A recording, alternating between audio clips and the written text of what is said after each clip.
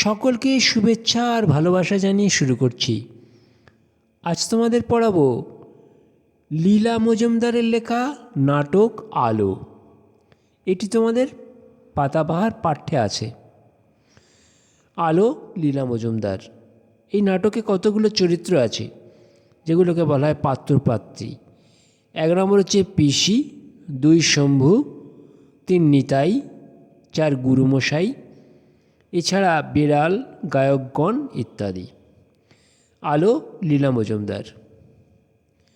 12 বছর বয়স হলো, তবু শম্ভুর মন থেকে ভয় যায় না। বনের ধারে শম্ভুর দাদুর ঘর, তার চারিদিকটা ভয় দিয়ে ঘেরা। দিনের বেলাতে বনের ভিতর ছায়া ছায়া, সরাত সরাত, নিঝুম চুপচাপ। সারা রাত বনের মধ্যে কিসের চলাচলের শব্দ, খসখস, ফসফস, মটমট, ভোঁস ভোঁস, ফোঁস। পাতার ফাঁক দিয়ে বাতাস বয় শোঁ শোঁ। চোখে কিছু দেখা যায় না, সব অন্ধকারের আলকাদ্রা মেখে অদৃশ্য হয়ে থাকে। তারই মধ্যে মাঝে মাঝে এক এক জোড়া চোখ জ্বলে ওঠে দপ করে। লাল, সবুজ, নীল তার রং। আর শম্ভু ভয়ে কাঠ হয়ে যায়। গাছের ডালে কিসের যেন ডানা ঝাপটায় ঝাপুর ঝুপুর। শম্ভু দোকানে আঙুল দিয়ে মাথার উপরে চাদর টেনে চুপ করে শুয়ে থাকে। দাদুর কথায় ভয় ভাঙে না, পিসির আদরে মন মানে না। দিনের বেলায় গুরুমহাশয়ের পাঠশালায় সবচেয়ে যে দুরন্ত ছেলে, রাতে সে হয়ে যায় ভয়ে কাদা। একদিন ঝোড়ো সন্ধ্যাবেলায় পিসি ভেবে ভেবে সারা।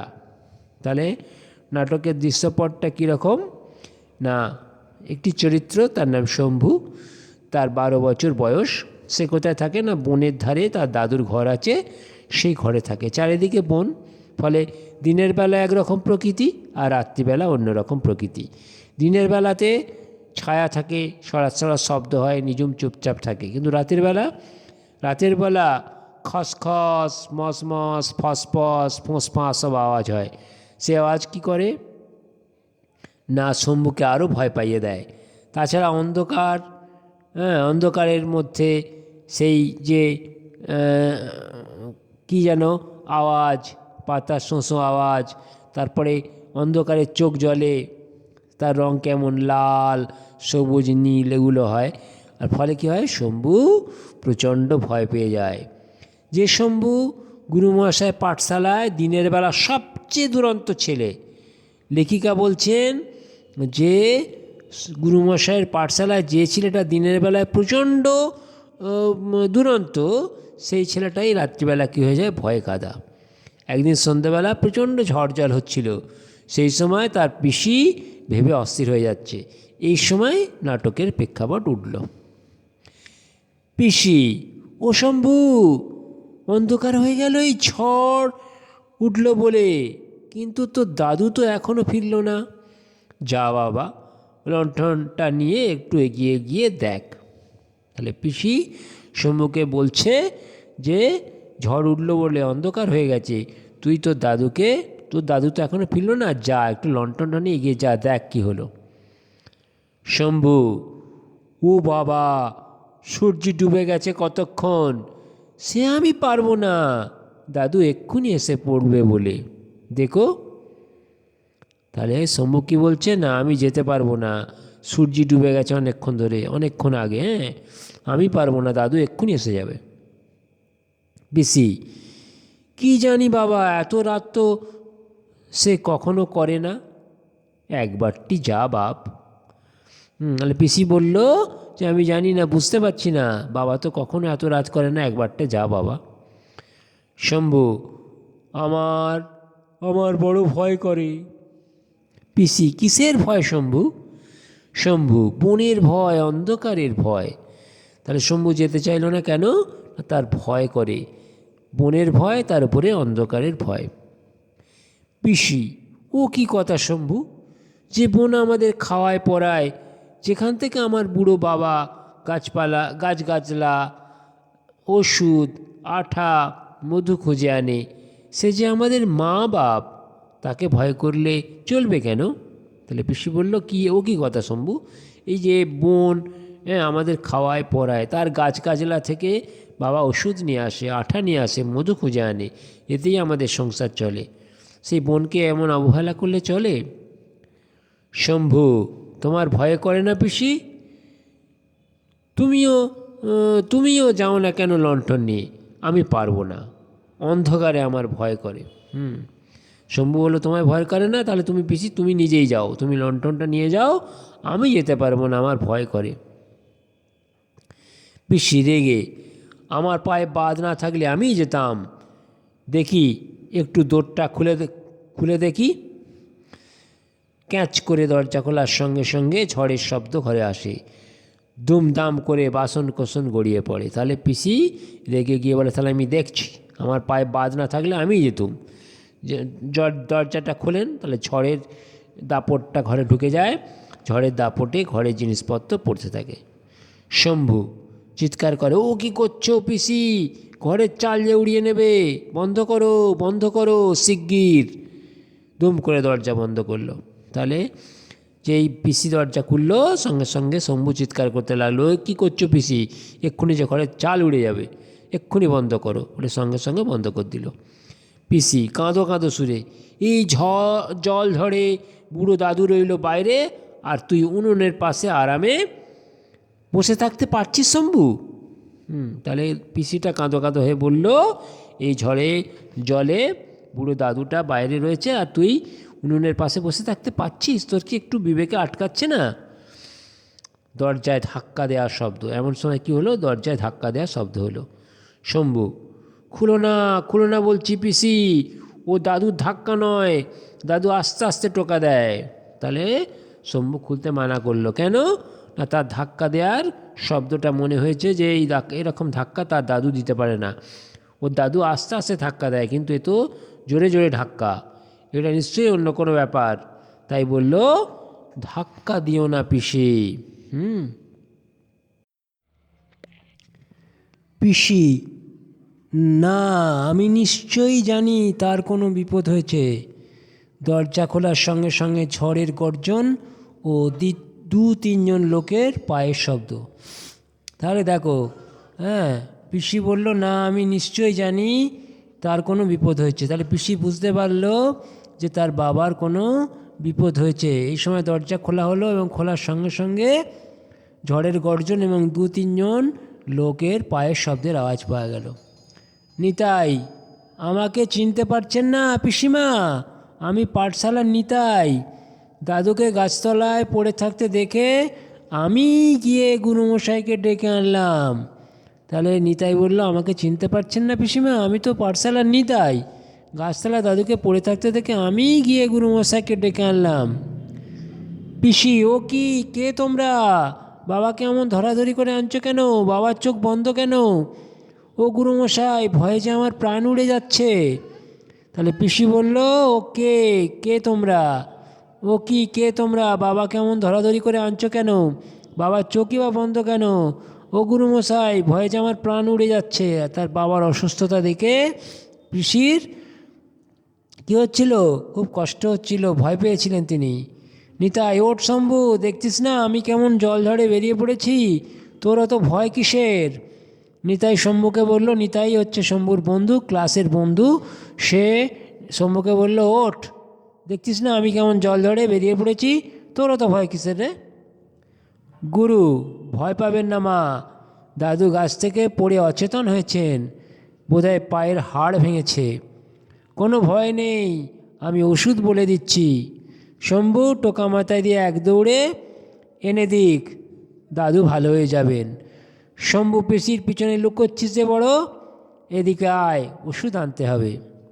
তাহলে গুরুমশাই শম্ভুর পিসিকে বললেন, ভয় পাবেন না মা, দাদু গাছ থেকে পড়ে অচেতন হয়েছেন, বোধহয় পায়ের হাড় ভেঙে গেছে, সেই জন্যই তিনি অচেতন হয়ে গেছেন। কোনো ভয় নেই মা, আমি ওষুধ বলে দিচ্ছি। গুরুমশাই বললেন, কোনো ভয় নেই, আমি ওষুধ বলে দিচ্ছি। ওষুধটা কি না, শম্ভুকে গিয়ে টোকা মাথায় দিয়ে দৌড়ে গিয়ে আনতে হবে, তাহলেই দাদু ভালো হয়ে যাবে।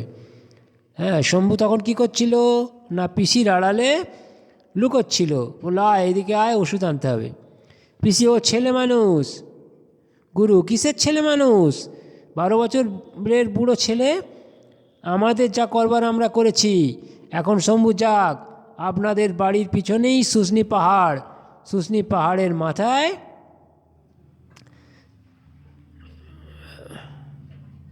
হাড় ভাঙা গাছের পাতা আর পাথরের গুহাতে লাল মধু উপচে পড়ে পাথরের গা বেয়ে গড়াচ্ছে। ওই পাতা বেটে মধুর সঙ্গে মিশিয়ে লাগিয়ে দিলেই ব্যথা সেরে যাবে। তবে সাবধান, দেরি করলে পা ফুলে ঢোল হয়ে যাবে, তখন ওষুধের গুণ ধরবে না। 2 ঘন্টার মধ্যেই লাগাতে হবে। আচ্ছা, আমরা চললাম। শম্ভু বেরিয়ে পড়, জলঝড় কমে এসেছে, এই বেলা পথ ধর। তাহলে গুরুমশাই ওষুধ বাদলে দিলেন যে কি না শুশনি পাহাড়ের থেকে হাড় ভাঙা গাছের পাতা আনতে হবে, আর শুশনি পাহাড়েরই গা বেয়ে যে গুহা আছে সেই গুহার ভেতরে মধু আছে, সেই মধু আনতে হবে। মধু আর শুশনি গাছের পাতা বেটে ওই ব্যথার জায়গায় লাগালেই শম্ভুর দাদু সেরে উঠবেন। আর শম্ভুকে বললেন অত ভয় কিসের, হ্যাঁ বলে তিনি চলে গেলেন। দরজা খুলে প্রস্থানের শব্দ, দরজা বন্ধ। তাহলে দরজা খুলে গুরুমশাই এবং নিতাই চলে গেলেন, আর তারপরে দরজা বন্ধ হলো। পিসি, ও কিরে শম্ভু, মুখ ঢেকে শুয়ে পড়লি যে বড়, শুনলি না 2 ঘন্টার মধ্যে ওষুধ না লাগালে ওষুধের গুণ ধরবে না? পিসি শম্ভুকে বললেন যে শম্ভু মুখ ঢেকে শুয়ে পড়লি কেন? 2 ঘন্টার মধ্যে যে ওষুধ আনতে হবে, নাহলে ওষুধের গুণ ধরবে না। শম্ভু, না ধরে না ধরুক, কাল ভোরে উঠে এনে দেবো, এখন আমি বেরোতে পারবো না। শম্ভু উত্তর দিল যে ওষুধে গুণ ধরুক আর নাই ধরুক, আমি আজকে আর যেতে পারবো না, অন্ধকারে আমার ভয়, যাব কাল ভোরে উঠে। বুড়ো দাদু অসাড় অচেতন হয়ে পড়ে থাকে। পিসিও তার পাশে মুখ গুজে বসে থাকে। কেউ কথা কয় না। উনুনের উপরে ভাতের হাঁড়ি টকবক করে ফুটতে থাকে, কিন্তু দাদুর মুখে কথা নেই। ছায়ের মতো সাদা মুখ, উসখুস করতে থাকে শম্ভু। আহা, দাদু যদি নামাচে তবু ঘরখানি যেন 2 হাত বাড়িয়ে জড়িয়ে ধরে রাখতে চায়। উনুনের পাশের গরম জায়গাটি থেকে মেনি বেড়াল মিটমিট করে চায়। তাহলে শম্ভু না তো বলল, কিন্তু তার মনের মধ্যে তোলপাড় হতে থাকে। দেখে যে তার দাদু অসাড় হয়ে অচেতন হয়ে পড়ে আছে। হ্যাঁ, যদি দাদু না বাঁচে তাহলে কি হবে? তখন তার দিকে বেড়াল মিটিমিটি করে চায়। বেড়ালের গান, মিয়াও কোথা যাও, যেও না গো, এই ঘরেতে আরাম বড়, সুখে থাকো। কে বলে গো বাইরে যেতে, আরামেতে গরমেতে নিরাপদে বিছানা পেতে শুয়ে থাকো, যেও না গো। ঝড়ে পড়ে জলে ভিজে কেন মিছে মরবে নিজে, যেও না গো। বিড়াল তার বাধা দেওয়ার গান গাইতে থাকে যে এই ঘরেতে আরামে থাকো, সুখে থাকো, বাইরে যেতে হবে না। বাইরে কি না ঝড় ঝলাচে, ভিজে মরে যাবে, অতএব আরামে ঘরের ভেতরেই থাকো। পিসি, শম্ভুরে, যখন এতটুকু ছিলি বাপ মা তোর বিদেশে গেল, দাদুই তোকে বুকে করে মানুষ করলো, সেসব কথা কি ভুলে গেছিস? যে আমাদের প্রাণ দিয়ে বাঁচিয়ে রেখেছিল, মাথার উপরকার এই ঘরের ছাদ নিজের হাতে বেঁধেছিল, হাঁড়ির ভিতরকার ওই চাল নিজে গিয়ে হাট থেকে কিনে এনেছিল কত কষ্টের টাকা দিয়ে, তাকে আমরা বাঁচাতে পারলাম না? তাহলে পিসি বলল, দেখ শম্ভু, তুই যখন এতটুকু ছিলি তখন তোর বাবা মা বিদেশে চলে গেল, তখন তোকে কে মানুষ করেছে? এই দাদুই তো মানুষ করেছে। এই ঘরের যে ছাদ কে তৈরি করেছে? তোর দাদুই তৈরি করেছে। এই যে হাঁড়িতে ভাত ফুটছে কে এনেছে? তোর দাদু কষ্টের টাকা দিয়ে এনেছে, আর সে মরে যাবে আজ? আর বসে থাকতে পারে না শম্ভু। দেয়াল থেকে টোকা পাড়ে, তাক থেকে লণ্ঠন জ্বালে, মধুর শিশি নেয়, পিছন ফিরে চায় না। পিসিকে কিছু না বলে দরজা ঠেলে জল ঝড়ে বেরিয়ে পড়ে। তাহলে পিসির কথা শুনে শম্ভু আর নিজেকে স্থির রাখতে পারে না, বেরিয়ে পড়ে। দরজায় দুম করে বন্ধ হওয়ার শব্দ, সঙ্গে সঙ্গে প্রচণ্ড ঝড়ের অট্টরোল। কে যেন গর্জন করে ডাকে, শম্ভু শম্ভু। হ্যাঁ, তাহলে দরজা দুম করে বন্ধ হয়ে যায়, প্রচণ্ড ঝড়ের শব্দ শোনা যায়, কে যেন ডাকতে থাকে শম্ভু শম্ভু করে। শম্ভু ভয়ে মুখ ঢেকে, কে কে তোমরা অন্ধকারে ডানা মেলে আমাকে ধরতে আসছো? আমি আমি কোথায় পালাবো? ও কে? ও কে? তাহলে শম্ভু ঝড়ের দাপটের ভয় পায়, অন্ধকারের ভয় পায়। কে যেন অন্ধকারে তাকে ভয় দেখাতে আসছে। সে বলতে থাকে আমি কোথায় পালাবো। পেঁচাদের গান। হুতুমরা। হুতুম থুম কে যায় রেতে, চোখে নেই ঘুম, বাঁকা ঠোঁট ভাঁটা চোখ, জোরালো পাখা ধারালো নখ। তাহলে পেঁচারা গান গেয়ে শম্ভুকে বাধা দিতে থাকে। লক্ষ্মী পেঁচারা। আমরা পেঁচা পেঁচা পেঁচা, এবার প্রাণের ভয়ে চেঁচা, পাসনি ভয় তাই কি হয়? মানে লক্ষ্মী পেঁচা বলতে থাকে এবার প্রাণের ভয়ে চেঁচা, তুই কি আমাদের দেখে ভয় পাস না? হুতুমরা। হুতুম থুম। শম্ভু। না না, কোথায় তোমরা? কিছু দেখতে পাচ্ছি না কেন? তো কোথায় তোমরা? লণ্ঠন তুলে দেখি তোমাদের মুখ। তাহলে লণ্ঠন তুলে শম্ভু তাদের মুখ দেখতে চায়। শম্ভু যেই না তুলে ধরেছে লণ্ঠন, অমনি পেঁচাদের চোখে আলো পড়েছে আর চোখ গেছে ধাঁধিয়ে। পেঁচারা তখন ডানা দিয়ে মুখ ঝেঁপে পালাবার পথ পায় না। আর শম্ভু যেই লণ্ঠনটা তুলে ধরেছে, সঙ্গে সঙ্গে কী হলো না, পেঁচারা পালাবার পথ পেল না, তারা ভয়ে পালিয়ে গেল। যা ফিরে যা, হাত ধরাধরি, পথ বন্ধ করি, ঝুরি নামিয়ে দি থামিয়ে, দেখ প্রকাণ্ড আমাদের কাণ্ড, পথ জুড়ে রয় নেই তোর ভয়। তাহলে গাছেদের গান। গাছেরা বলছে তুই ফিরে যা, তোর পথ আমরা বন্ধ করে দেব, ঝুরি নামিয়ে হোক আর হাত ধরাধরি করে হোক। দেখ আমাদের এরা প্রকাণ্ড প্রকাণ্ড গাছ, যা ফিরে যা। শম্ভু। না না, অমন করে আমাকে ঘিরে ফেলো না, কি করি এখন, কোন দিকে পালাই, দেখি দেখি পালাবার পথ কই। তাহলে শম্ভু গাছদের বলল আমাকে ঘিরে ফেলো না, আর ভাবতে লাগলো যে আমি এবার পালাবার পথ দেখি। চারিদিকে আলো ফেলে। শম্ভু দেখে গাছের ডালে কুণ্ডলি পাকিয়ে, ও তো মোটেই অজগর নয়, ঝুড়িগুলো ওই রকম তালগোল হয়ে আছে। আর গাছের তলা দিয়ে ওই যে এঁকে বেঁকে চলে গেছে শুষ্নি পাহাড়ে যাওয়ার পথটি। তখন দেখলো যে কি হয়েছে না, গাছের তলা দিয়ে পথ চলে গেছে।